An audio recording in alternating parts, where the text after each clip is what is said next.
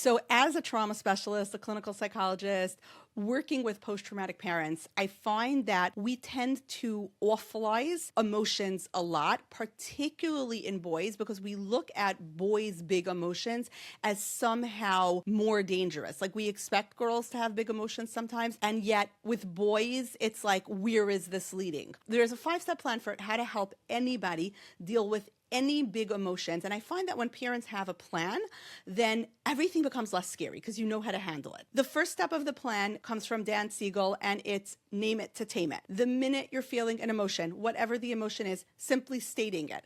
I'm angry.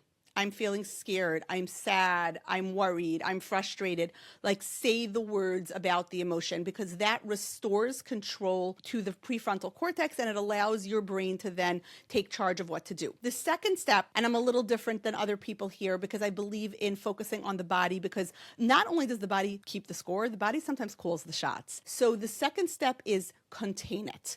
Contain it to me is any self-soothe strategy, which would be something like progressive muscle relaxation. Make yourself really tight, make yourself really loose.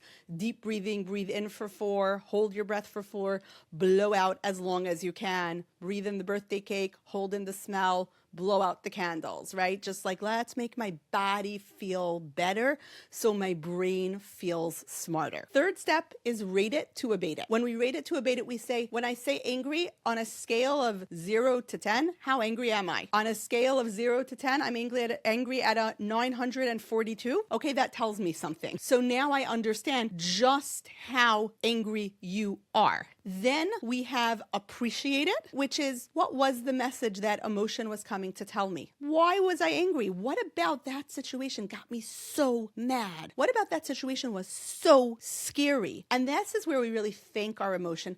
Thank you, fear, for coming and warning me that that could have been dangerous. Now that it's over, you told me it was going to be dangerous at a level 10. It was scary, but it was like a 5. But thank you. Thanks for the warning, the heads up. I got this, though. The way I handled it, I think, was good. And finally, we integrate it. We talk about planning for next time. Next time I have a really scary assignment for school and I have to speak in front of the whole class and that feels kind of scary. How am I going to handle it differently now that I know what happened this time? So that's our 5-step plan, right? We name it to tame it, we contain it, we rate it to abate it, we appreciate it, and we integrate it. When we've done those 5 things and we've learned how to do that ourselves as parents, when we've learned how to do that with our kids, their big emotions don't scare us so much. It gives us a really nice way to break it down for our kid. Again, that number 1 function of parenting, explain your kids to themselves.